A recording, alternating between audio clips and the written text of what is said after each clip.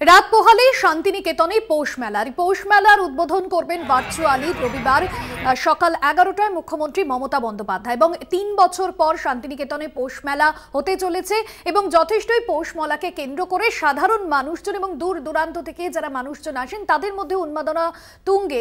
শেষ মুহূর্তের প্রস্তুতি চলছে। গতকাল রাতেই শেষ মুহূর্তের প্রস্তুতি খতিয়ে দেখেছিলেন কাজল শেখ, বীরভূম জেলা পরিষদের সভাধিপতি।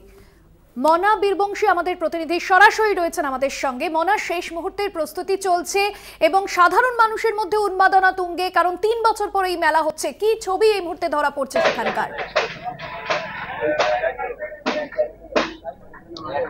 একেবারেই তাই। দেখো, তোমার কথা রেস ধরেই বলি যে 3 বছর পর শান্তিনিকেতন পূর্বপল্লীর মাঠে শান্তিনিকেতন ঐতিহ্যমণ্ডিত পৌষ মেলা, সেই পৌষ মেলা ফিরল। 3 বছর কিন্তু এই পূর্বপল্লীর মাঠে পৌষ মেলা হয়নি। খুব স্বাভাবিকভাবেই বোলপুর শান্তিনিকেতনের যারা বাসিন্দারা রয়েছেন, বিশেষ করে শান্তিনিকেতনের যারা প্রবীণ আশ্রমিক, এখানকার বিশ্বভারতীর পড়ুয়া, অধ্যাপক, কর্মী, সকলেই চেয়েছিলেন অন্ততপক্ষে পূর্বপল্লীর মাঠ, যে মাঠে আমি এই মুহূর্তে রয়েছি, সেই মাঠেই শান্তিনিকেতন পৌষ মেলা হোক। কিন্তু চলতি বছরও বিশ্বভারতী করতে পারেনি। তবে বিশ্বভারতীর ইতিহাসে বেনজিরের একটি ঘটনা, এই প্রথম শান্তিনিকেতন। একেবারে মনা ছিলেন আমাদের সঙ্গে সরাসরি। শান্তিনিকেতনে পৌষ মেলার প্রস্তুতি তুঙ্গে এবং শেষ মুহূর্তের প্রস্তুতি চলছে এবং আগামীকালই কিন্তু শান্তিনিকেতন পৌষ মেলা উদ্বোধন করবেন ভার্চুয়ালি মুখ্যমন্ত্রী মমতা বন্দ্যোপাধ্যায়। এবং আপনারা জানেন যে মেলা নিয়ে কিন্তু প্রথম থেকেই জটিলতা তৈরি হয়েছিল। পরবর্তীতে মুখ্যমন্ত্রী মমতা বন্দ্যোপাধ্যায় নিজে রাজ্য সরকারের তরফে এই মেলা করার বিষয়টা ভাবা হয় এবং পূর্বপল্লীর মাঠে কিন্তু 3 বছর পর এই মেলা হতে চলেছে। শান্তিনিকেতনে পৌষ মেলার প্রস্তুতি তুঙ্গে। শেষ মুহূর্তের প্রস্তুতি গতকাল রাতেই খতিয়ে দেখেছেন বীরভূম জেলা প্রশাসন এবং বীরভূম জেলা তৃণমূল সভাধিপতি কাজল শেখ। ভার্চুয়ালি আগামীকাল উদ্বোধন করবেন মুখ্যমন্ত্রী মমতা বন্দ্যোপাধ্যায়।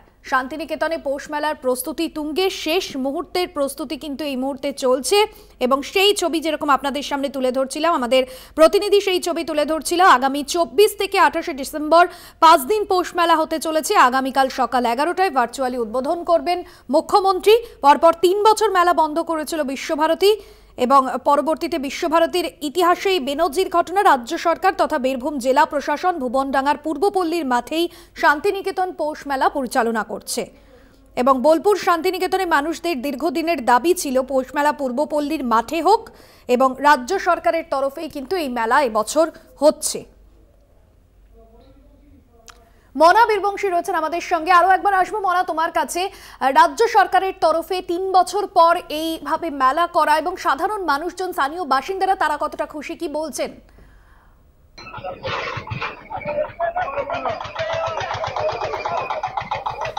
একদমই। দেখো, রাত পোহলেই আগামীকাল 24শে ডিসেম্বর রাজ্যের মুখ্যমন্ত্রী মমতা বন্দ্যোপাধ্যায় শান্তিনিকেতন পৌষ মেলা, মহর্ষি দেবেন্দ্রনাথ ঠাকুরের শতাব্দী সেই ঐতিহ্যবাহী পৌষ মেলা, সেই মেলার আনুষ্ঠানিক উদ্বোধন করবেন ভার্চুয়ালি।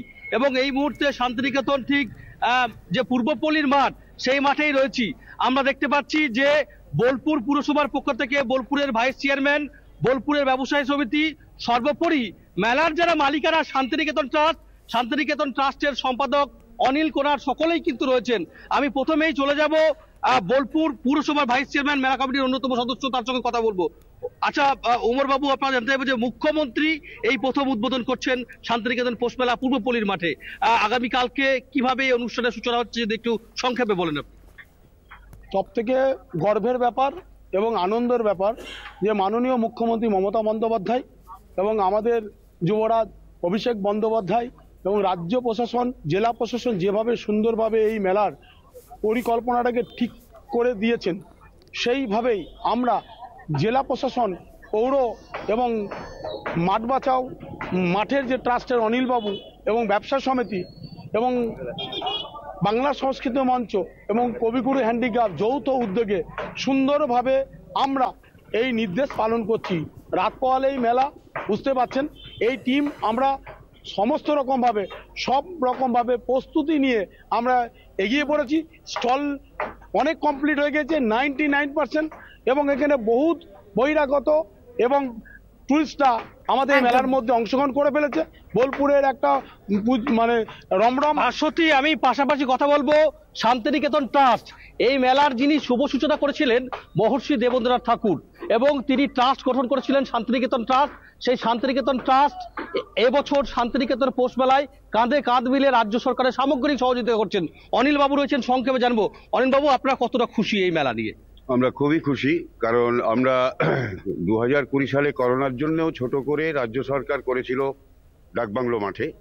তারপরেও 3 বছর পর পর আমাদের আগেকার উপাচার্য এখানে করতে চাননি বলে হয়নি এই মাঠে, তো তখন পরপর 3 বছর রাজ্য সরকার ডাকবাংলো মাঠেই করেছেন। আর এবছর বিশ্বভারতী এবং শান্তিনিকেতন ট্রাস্ট আমরা করতে পারিনি, আমাদের কিছু অসুবিধা ছিল, আমাদের সফটওয়্যার নেই, সফটওয়্যারটা নষ্ট হয়ে গেছে, তার একটা ডিউরেশন ছিল, IIT খড়গপুর করে দিয়েছিল, তাদের করতে দেওয়া হয়েছে, এত অল্প সময় হবে না বলে আমরা রাজ্য সরকার বলতেও হয়নি, মুখ্যমন্ত্রী সঙ্গে সঙ্গে ঘোষণা করেছেন বিকল্প পৌষ মেলা হবে।